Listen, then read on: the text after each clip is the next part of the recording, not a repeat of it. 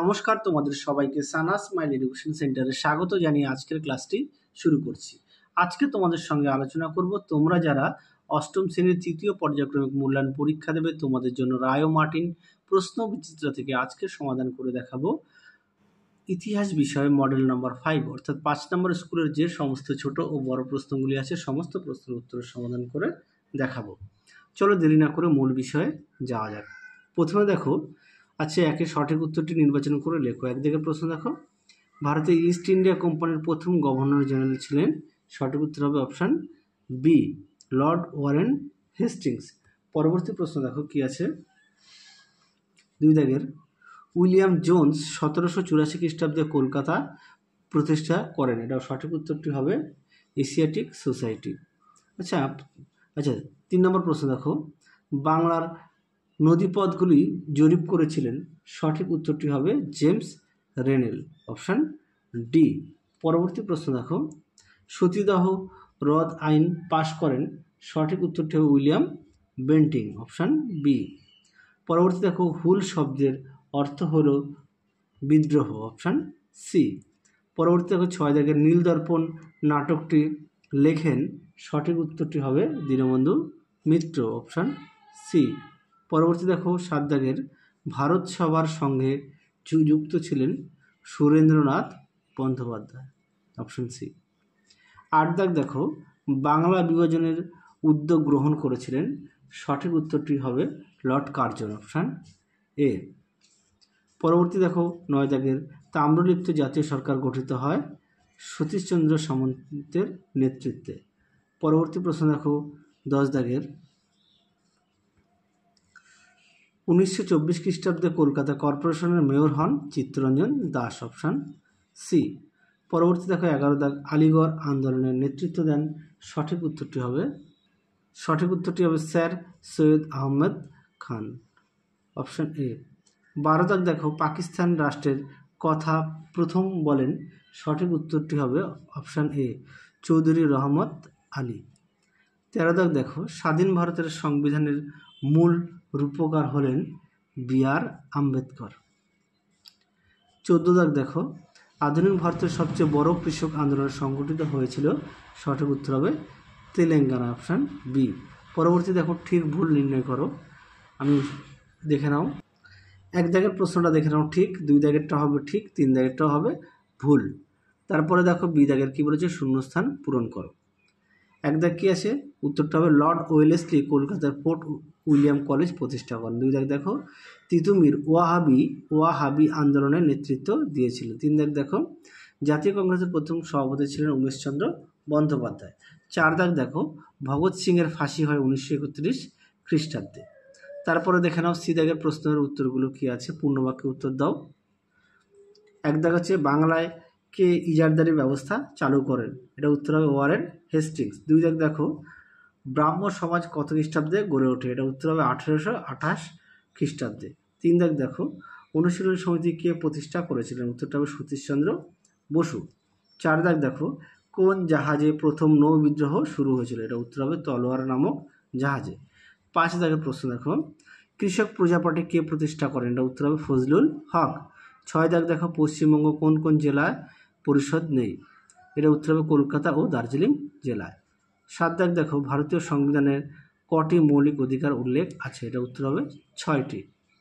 1 দাগের প্রশ্ন, বারাণসী সংস্কৃত কলেজ কে কবে প্রতিষ্ঠা করেন। উত্তরটা দেখো 1791 খ্রিস্টাব্দে জোনাথন ডানকান। পরবর্তী দেখো, ভারতের ব্রিটিশ প্রেসিডেন্সি ব্যবস্থা কিভাবে গড়ে উঠেছিল। দেখে নাও প্রশ্নের উত্তরটি, দেখে নাও, তোমরা এখান থেকে এই অবধি লিখবে।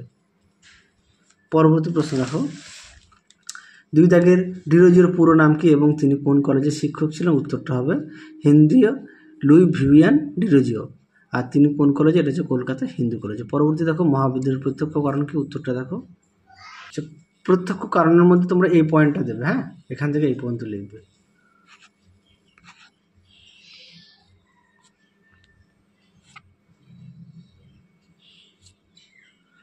পরবর্তী প্রশ্ন দেখো কে আছে 3 দাগে, কে কি উদ্দেশ্যে হিন্দু মেলা স্থাপন করেন। উত্তরটা দেখো, দেখে নাও, হিন্দু মেলা কে প্রতিষ্ঠা করেন, কি এই মেলার উদ্দেশ্য কী ছিল, দেখে নাও উত্তরটি। পরবর্তী প্রশ্ন দেখো, সংস্কার আইন কি? দেখে নাও প্রশ্ন উত্তরটি। দেখে নাও মল লিমিটেড সংস্কার আইন। প্রশ্ন দেখো 4 দাগ, খুদাই খিদমতগার কাদের বলা হতো? উত্তরটা দেখো। দেখে নাও খুদাই খিদমতগার, এখান থেকে এই পর্যন্ত উত্তরটা লিখবে। পরবর্তী প্রশ্ন দেখো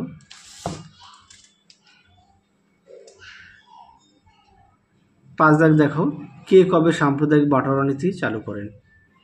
দেখে নাও প্রশ্নের উত্তরটি তোমরা এখান থেকে। র্যামসে ম্যাকডোনাল্ড 1932 খ্রিস্টাব্দে। পরবর্তী প্রশ্ন দেখো, দ্বিজাতি তত্ত্ব বলতে কি বোঝো? দেখে নাও প্রশ্নের উত্তরটি। দেখে নাও দ্বিজাতি তত্ত্ব। পরবর্তী প্রশ্ন দেখো 6 দাগ, সাধারণতন্ত্র দিবস কবে এবং কেন উদযাপন করা হয়? দেখে নাও। দেখে নাও প্রশ্নের উত্তরটি।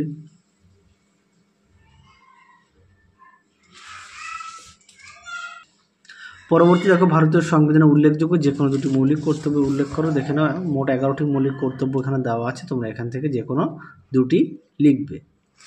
পরবর্তী প্রশ্ন দেখো 4 দাগের কি আছে? আচ্ছা, 1 দাগে দেখো, নারী শিক্ষা প্রসারে বিদ্যাসাগরের অবদান সংক্ষেপে আলোচনা করো। দেখো উত্তরটি। দেখে নাও প্রশ্নের উত্তরটি।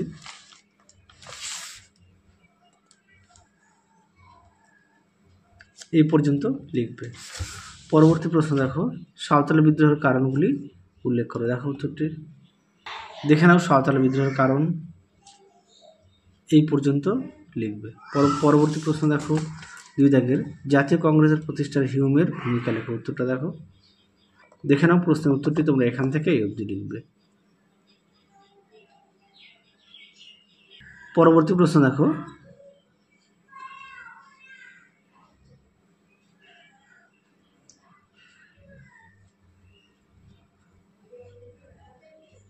পরবর্তী দেখো, লর্ড কার্জনের বাংলা ভাগের উদ্দেশ্য কী ছিল?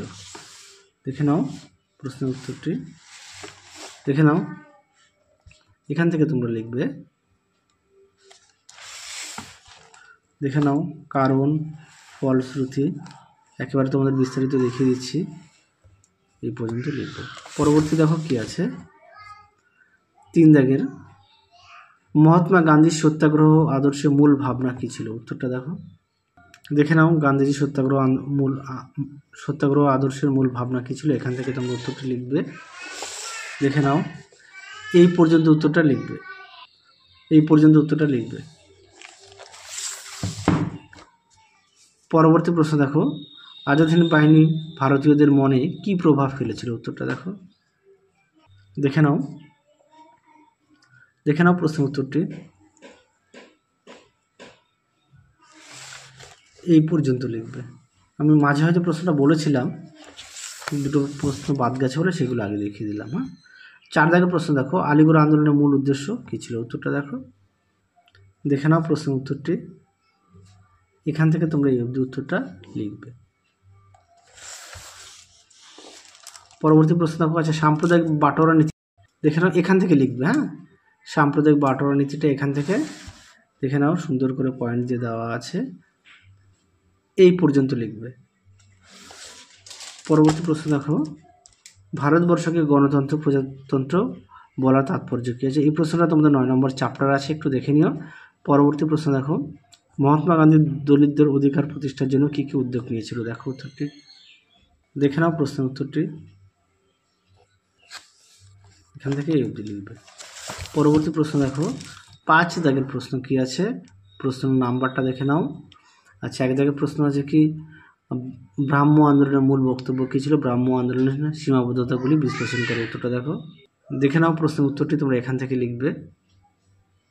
দেখে নাও সুন্দর করে পয়েন্ট দিয়ে দেওয়া আছে, দেখে নাও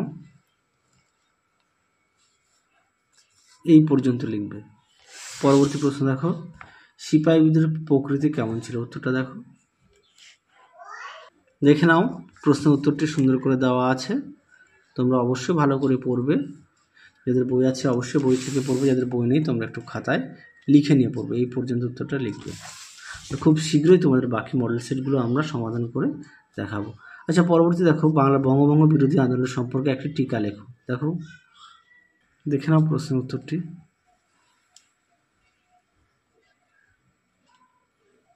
দেখে নাও।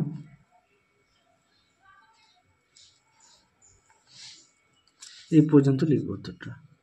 তোমরা এই প্রশ্নের উত্তরটা পাঠ্য বই থেকে একটু দেখে নিও, হ্যাঁ, আর একটু অ্যাড করতে হবে উত্তর। আচ্ছা, পরবর্তী দেখো 3 দাগের প্রশ্নটা দেখে নাও, উত্তরটা আমি দেখাই। দেখে নাও প্রশ্নের উত্তরটি।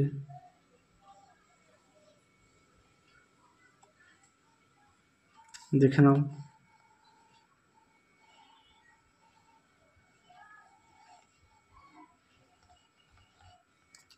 এই পর্যন্ত উত্তর। পরবর্তী দেখো প্রশ্ন, শেষ প্রশ্নটা দেখে নাও, উত্তর তোমাদের দেখিয়ে দিই।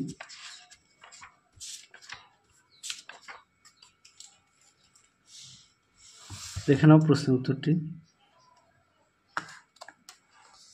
যাদের বই আছে অবশ্যই বই থেকে পড়বে, যাদের বই নেই তোমরা একটু খাতায় লিখে নিয়ে পড়বে। এই পর্যন্ত উত্তরটা লিখবে। তাহলে চলো আজকের মতো এখানে সমাপ্ত করছি। আবার দেখা হবে খুব শীঘ্রই তোমাদের পরবর্তী ভিডিওতে। তোমরা সবাই সুস্থ থেকো, ভালো থেকো। আজকের মতো টাটা।